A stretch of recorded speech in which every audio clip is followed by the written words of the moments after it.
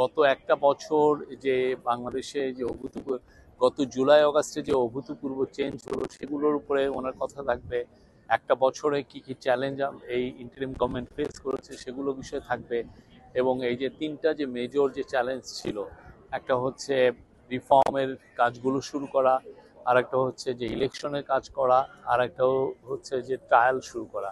আপনারা দেখেছেন ট্রায়াল খুব ভালো গতিতে চলছে, রিফর্মের কাজগুলো গুছিয়ে আনা হয়েছে।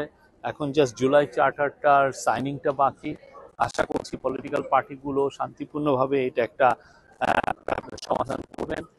আর এরপরে যেটা আছে যে ইলেকশনের ক্ষেত্রে উনি অলরেডি ডেট ঘোষণা করেছে, একটা টাইম লাইন দিয়েছেন যে ফেব্রুয়ারির প্রথমার্ধে হবে, এবং এটা আমরা বারবার বলছি যে এটা হবেই এবং এই বিষয়ে কোনো সন্দেহ নাই।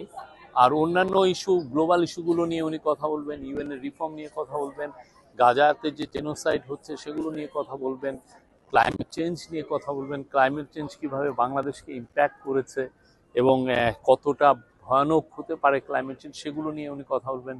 ওনার যে 3-0 নিয়ে উনি যেই কাজ করেন, গ্লোবাল যে অ্যাডভোকেসি করেন, সেই বিষয়ে উনি কথা বলবেন।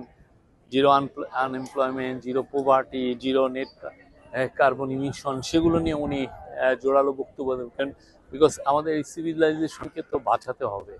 আমরা যেভাবে কনজিউম করছি, যেভাবে ওয়েস্ট করছি, এবং যেভাবে আমরা কার্বন, যেভাবে গ্লোবাল ওয়ার্মিং হচ্ছে, সেক্ষেত্রে তো এই ক্লাইমেট এক্সপার্টরা এই পৃথিবী নিয়েই তারা যথেষ্ট কনসার্নের মধ্যে আছে।